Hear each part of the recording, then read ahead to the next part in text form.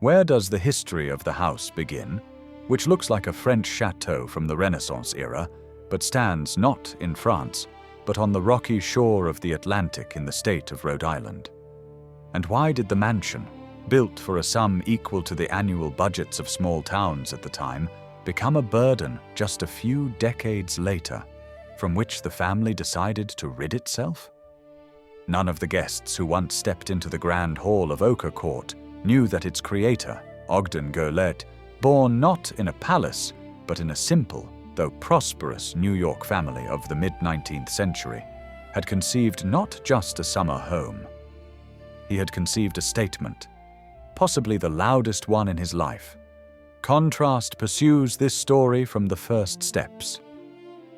The man who spent his entire career among the high numbers of financial reports and bustling deals on Manhattan dreamed of a house where every tower and every spire would speak not of money, but of culture, of status, of belonging to the European tradition, which in the United States of America at the end of the 19th century, they were only just learning to imitate. And no one knew that this dream would become too heavy for his heirs.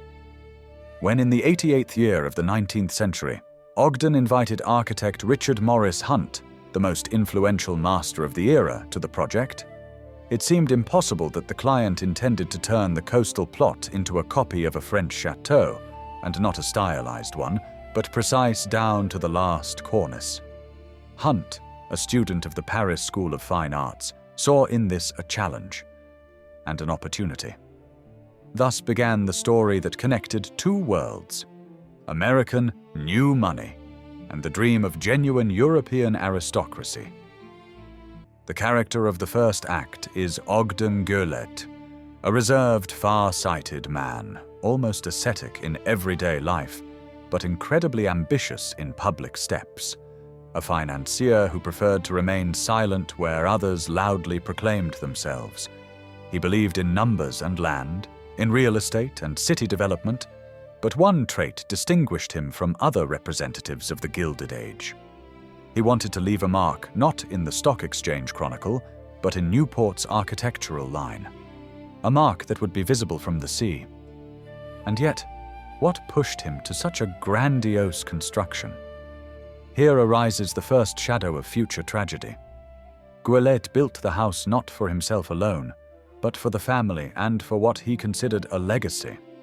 And it is this legacy that half a century later will become impossible to preserve. But the viewer does not know this yet. He sees only the beginning.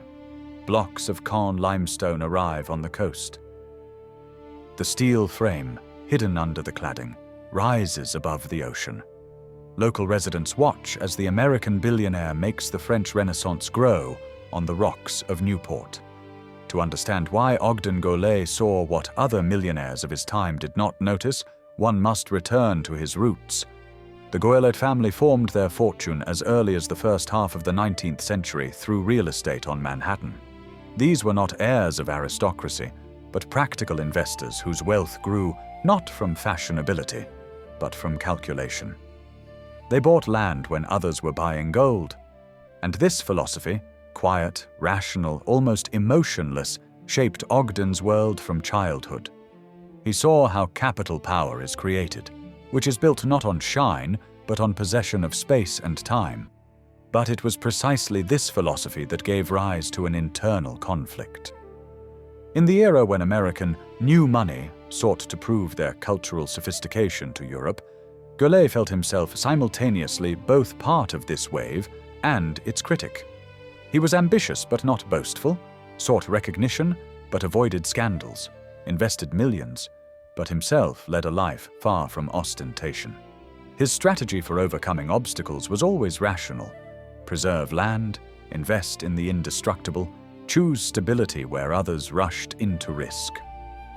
In 1886, when he began to think about a summer home in Newport, his influence in financial circles was already enormous. But Gilded saw the world differently than most entrepreneurs in his circle. For them, Newport was a stage. For him, a laboratory of cultural formation. And this became the first unexpected revelation. He was building not just a villa, He was building an architectural thesis that American wealth could possess the same aesthetic weight as European dynasties. The social conflict was obvious. Old New York families, those whose origins went back to the 18th century, looked at new money with cold condescension. Goulet belonged to those who caused anxiety and envy simultaneously. Their family's wealth was new but dangerously growing, and this disrupted the usual social order. He knew that his family would not be accepted into the old elite solely due to capital. He needed a symbol, and this symbol was to be the house. And yet Goulet himself was inwardly contradictory. In letters mentioned as testimonies of the era, he is characterized by contemporaries as a closed man, but surprisingly subtle in aesthetic matters. A calculating developer who could discuss the stone carving of French castles as detailedly as market quotations. He wanted to give cultural volume to his name, and at the same time, he himself remained a shadow, a man who rarely appeared in public, but created projects that sounded louder than himself. By the end of the 1880s of the 19th century, he makes a decision that will change not only his life, but the silhouette of the entire coastal Newport. He invites Richard Morris Hunt, the very architect who later built the breakers for the Vanderbilts. The choice of Hunt is not luxury, it is philosophy. Hunt was an American raised by Europe, a man who understood the language of the Loire castles not as stylization, but as a cultural system. And here two worldviews, the practical investors and the aesthetically educated architects, collided and merged. This union will bring Ochre Court to the world. Goulet sought not to demonstrate wealth, but to create cultural legitimacy. He saw in architecture a tool of social affirmation, and therefore his house would look older than the state itself in which it stood. When Hunt first ascended the coastal plot chosen by Goulet, the sea roared so loudly that words were lost before they could reach the interlocutor. The rocks, eroded by wind and salt water, seemed to resist any human intervention. But it was precisely in this harshness that Hunt saw what distinguished Goulet's project from all others. The house was to not adorn the land, but to argue with it. To be not just a fortress of luxury, but a monument of will. Their collaboration was never simple. Goulet interfered in details that other magnates would consider trifles. He demanded that the windows be oriented not only for the best view, but under that angle which would ensure the play of light, reminiscent of the French chateaux he studied in albums. He asked to increase the height of certain halls by several inches for the breadth of space. At first glance, this could be capriciousness, but Hunt quickly enough understood. The client does not act impulsively. He pursues an image that exists only in his head, a multi-layered image composed of memories, ambitions, and possibly a sense of incomplete belonging to that world to which he aspired. The construction of Ochre Court became a theater of tensions. Engineers argued with artists, stonemasons with decorators. Goulet, contrary to his introverted nature, personally walked around the construction site. He walked on the wet concrete in heavy coats, made notes in his notebook, stopped, raising his head to the future towers, as if verifying them against an internal standard. He never raised his voice, but his silence, his barely noticeable gestures were stronger than the loud instructions of other clients. It was then that the workers began telling each other stories about how this house was intended not for luxury, but for eternity. That perhaps Goulet was building a mausoleum for his own family name, a castle that should outlive more than one owner and become something like an American dynastic citadel. Of course, these were fabrications, but in these fabrications, truth was felt. Ochre Court was indeed conceived as something more than a house. When by the end of the 1880s the construction entered its decisive phase, Goulet was going through a difficult period. His health was deteriorating. He tired faster than usual. But no one, not even his close ones, suspected that he would not see his house in its final glory. He saw the blueprints, saw the rising walls, saw the first finished interiors, but did not see the ceremonial completion. And this became a tragic turn, an invisible crack in the foundation that he had so carefully erected. After his death, the house passed to the heirs. And here the conflict is revealed, which seemed to have been inscribed in the mansion's fate in advance. He who dreamed of eternity left no heirs ready to wage the same struggle. The family respected his memory, but did not share his passions. For them, Ochre Court was huge, expensive, demanding, too demanding. And yet the house stood. It towered over the ocean like a giant born from one man's ambition. And it was precisely at this moment that the next character steps onto the stage, the world changing faster than anyone could expect. The 20th century was already knocking at the gates, and with it came changes that would overturn the fate of Ochre Court as radically as the waves overturned the stones at its base. By the beginning of the new century, Ochre Court was no longer just a house. It had become a landscape, a separate reality that the Gilded family maintained more out of duty than out of love. The towers shone on sunny days like polished amber, but inside there was a silence thick as dust on the balustrades. The house, conceived as a symbol of eternity, proved too large for living people. It demanded attention, strength, money, and, most importantly, that very obsession which Ogden had, but which was not passed on to his heirs. As the country entered an era of rapid changes, Newport was losing its former role. The theatrical luxury of the Gilded Age seemed outdated, almost naive. Owners of neighboring mansions left for Europe, sold plots, curtailed seasonal balls. The world was becoming modern, pragmatic, noisy, and houses like Ochre Court seemed like relics of a civilization built on dreams that no one wanted to sustain anymore. And the Gilded heirs gradually realized, fighting this world is pointless. They maintained the house out of respect for their father's memory, but beneath this respect lived fatigue. Every winter brought new cracks in the walls. Every summer, bills that grew faster than they could explain. The house required restorations, specialists, stonemasons, who were becoming fewer and fewer. It lived its own life, and the family its own, and these two lives were diverging further and further. By the 30s of the 20th century, it became clear, Ochre Court, an expensive miracle that had lost its purpose. It was then that the thought arose, which no one would have dared to utter in Ogden's presence. The house must find a new owner, not just a buyer, but one who could breathe meaning into it. And it was precisely at this moment that Salve Regina College stepped onto the stage, a small Catholic educational institution seeking a place for expansion. The decision was heavy, almost tormenting. Selling the house meant admitting Ogden's dream was too great for the family, but perhaps not too great for the world. By transferring Ochre Court to the college, the heirs seemed to return to the house its right to a future. The house ceased to be a monument to private ambition and became part of living culture, the very one Ogden had so aspired to touch. And in this lay the paradox. Only by losing the house did the family save it.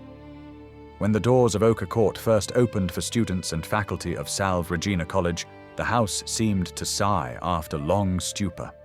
Corridors, along which for decades only servants and rare family guests had walked, filled with a different sound. Footsteps, voices, laughter, the rustle of books.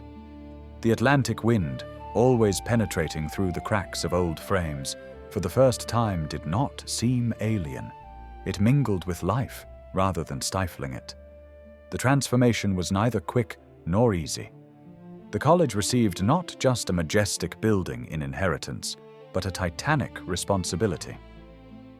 Every tower, every arch, every capricious detail of French carving demanded care. And yet the new owner had what the Gildeds lacked, not personal attachment, but a common goal. For the educational institution, the house became not a whim, but a mission.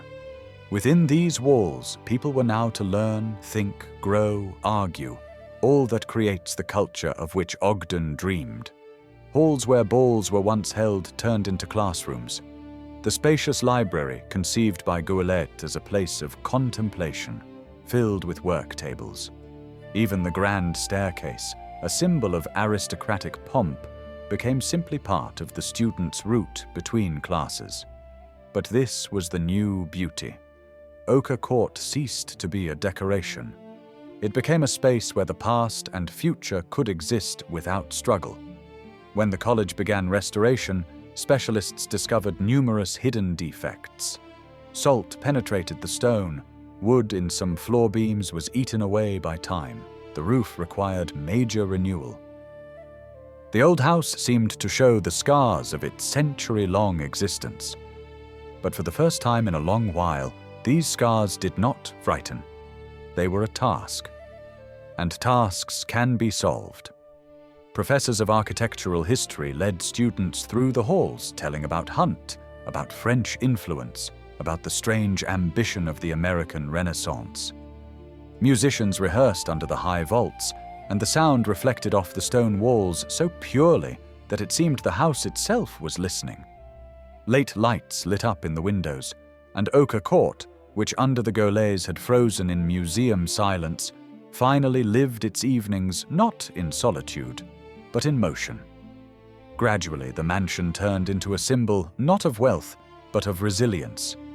It proved that architecture can live not only thanks to capitals, but thanks to people who find meaning in it.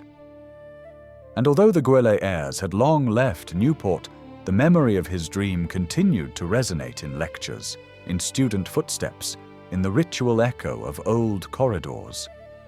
Thus, the house created as a private fortress became a home for all.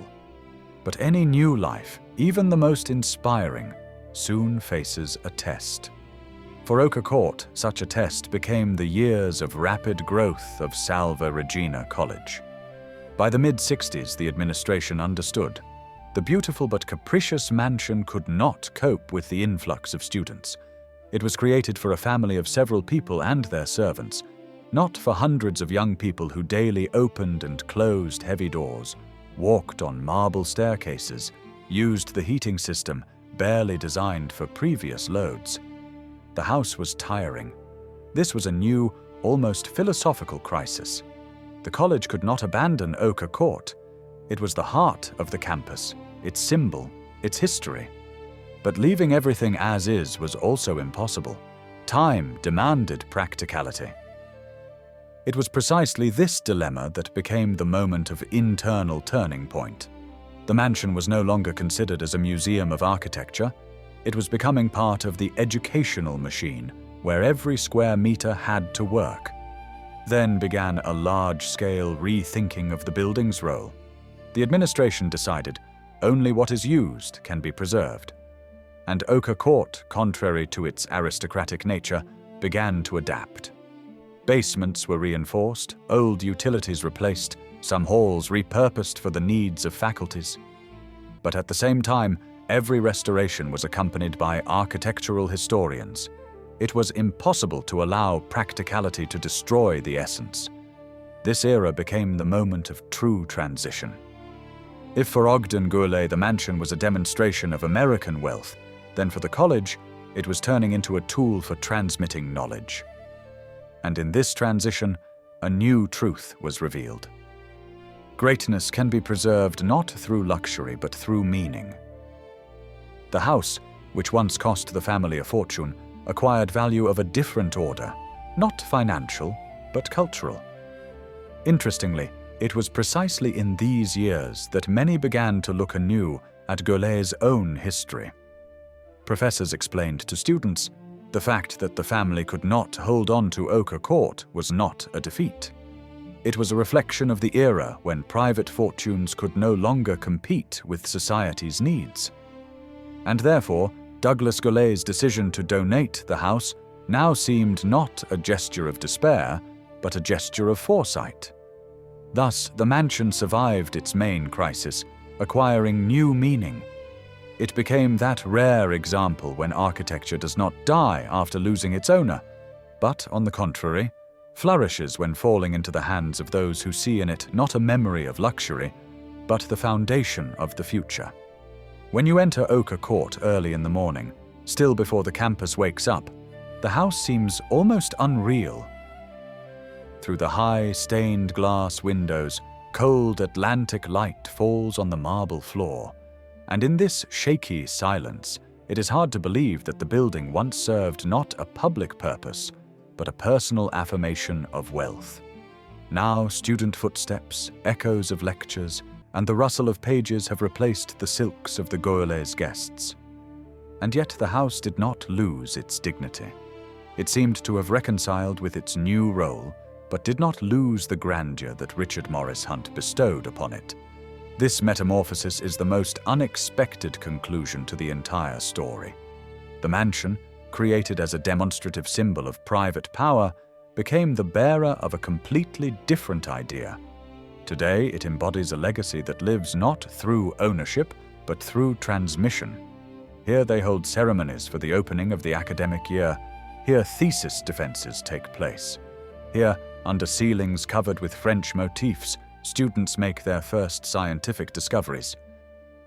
Many of them do not even know about the Gaulois, but the house becomes part of their biography, quiet but noticeable. And this recognition is perhaps greater than any balls and receptions of which Newport was proud a century ago.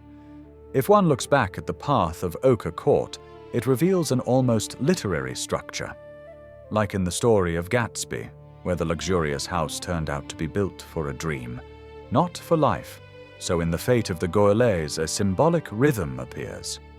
Ogden Goelet created an architectural manifesto of the era of American fortunes, but the dream of immutable greatness collided with harsh reality. The house turned out to be larger than the families that built it. However, unlike the fictional Gatsby, here the story does not end in emptiness. The house did not sink to the bottom of time. It did not fade into oblivion. It changed its meaning. And it is precisely in the change of meaning, the main lesson of the story. Ambitions pass, private fortunes dissolve. Dynasties are forgotten. But architecture, art, and education outlive all this if they fall into the hands of those who see in them a resource, not luxury. When Douglas Gaulois transferred Ochre Court to the college in the 39th year, this step seemed forced, but today it reads as foresight. A rare example of how private legacy can become public property without losing its beauty. It is interesting to observe how two times coexist in the house. In the Grand Hall, where French music once sounded, student concerts now take place. On the grand staircase, down which ladies in velvet dresses once descended, someone now hurries to an exam. In the library, conceived by Gaulois as a place for reflection, students search for books for research papers, and the house accepts all this without resistance. It seems to understand that the new life does not destroy it, it prolongs its breath. But the most amazing thing is how Ochre Court ceased to be a symbol of elitism and became a symbol of resilience. It survived the era of industrial capitals, survived economic crises, survived the change of generations and educational models. It became proof that legacy does not have to be fragile. It is fragile only when tied to one person. But when transferred to society, it becomes stronger. Historians have not left direct evidence that Ogden himself dreamed of such an ending. His letters and documents do not contain prophetic phrases about the house's future. But the fact remains, his creation turned out to be part of something much larger than a dynasty. The house, which the family could not hold on to for themselves, society preserved for the future. Its walls now serve not the ambitions of one generation, but the path of many. And in this, perhaps, the most mature form of victory is manifested. A victory not over people and not over circumstances, but over time. Perhaps Ochre Court was not a forgotten French chateau that American millionaires could not afford for themselves. Rather, it was a grandeur that needed to find the right meaning. And it found it.